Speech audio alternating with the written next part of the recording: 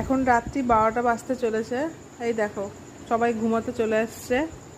আর এই দুটাকে যে দেখছো, এরা ভুলে যায় এটা ওদের মা না, এটা ওদের দাদা।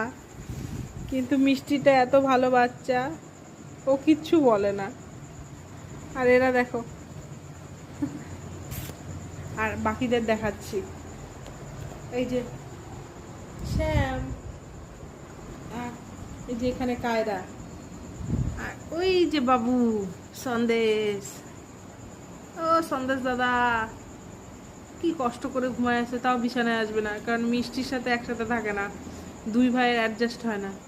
ও সন্দেশ দাদা ইটু তাকাবা। ও সন্দেশ দাদা আর তাকাবো না, সন্দেশ দাদা আমার ঘুমাবো, সন্দেশ দাদার ঘুম পাইছে, তোমরা খালি ডিস্টার্ব করো বাপু। আমার সোনা বাচ্চাগুলো ঘুমাচ্ছে, তাই সবাই তোমরা